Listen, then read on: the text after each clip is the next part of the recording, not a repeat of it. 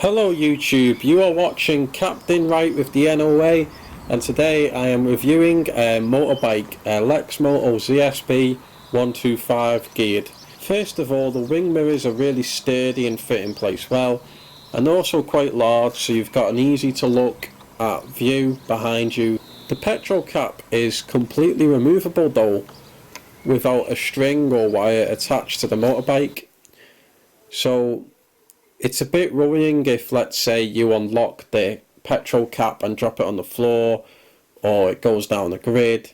Like, there's no where to put your cap once you take it off.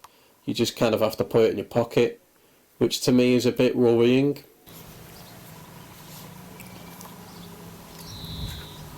As you can see, it has a rear bracket, which is handy, and I've installed my own little basket on the back. And it fits in nice, and it was easy to screw on, and it's tight as well, so it never jiggles about at the back or anything like that.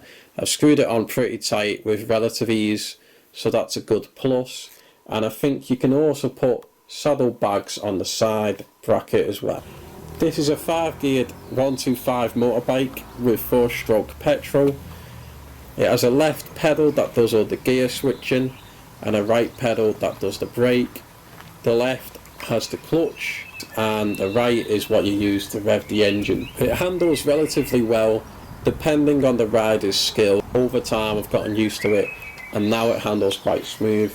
So far all the lights, switches, horns, indicators, etc. have worked perfectly fine without fail. It has a main and secondary stand.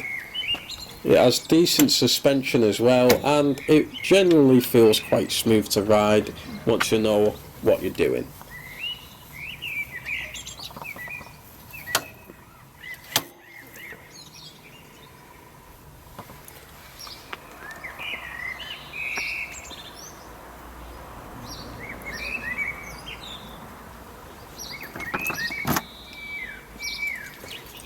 However, I have had a problem with the digital speed monitor. It seems to stay on even when I turn the ignition off. However, not full beam or anything like that, just a neutral light and digital numbers. But this is an error, and I've only recently bought the bike, so it is worth noting out that you may encounter a similar glitch. You've also got a steering lock, which is very effective. Overall, it's a pretty decent bike, with a minor glitch of the speed monitor. Everything else about the bike has worked perfectly fine. I've had it quite a while now, and I've got to say I'm quite impressed with the bike. It was definitely worth the money. I haven't had any problems with it. It runs quite smooth, and it goes up to 60 miles an hour. You can't really complain, and in my opinion it looks pretty rad as well.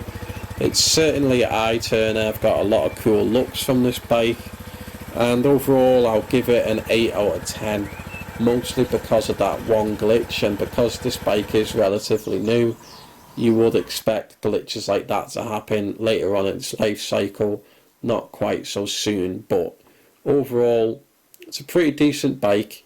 It is a cheap LexMoto, but still, you know, it's a decent discount bike, and I'm having a lot of fun riding it, and I would recommend it. 8 out of 10 bike. Thanks for watching this video, guys. I would recommend purchasing a motorbike from a dealer or motorbike store, because they will most likely sort out all the documents you need. If you order a motorbike online, you have to do all that yourself, and it's a lot of paperwork, it's a lot of faffing about, it's a lot of document signing. You're better off going to a motor dealer or a garage to buy this motorbike, and they will sort it all out for you. That's what I did, and it's a lot simpler than when I ordered a scooter from Direct Bikes. All you really need is insurance, and once you get insurance, you just tell the bike company, show them proof that you've got insurance, and then they'll sell the bike to you. They'll walk you through it. But anyway, guys, that's my thoughts on the LexMoto ZSB. Let me know what you guys think of this motorbike, and thanks for watching this video.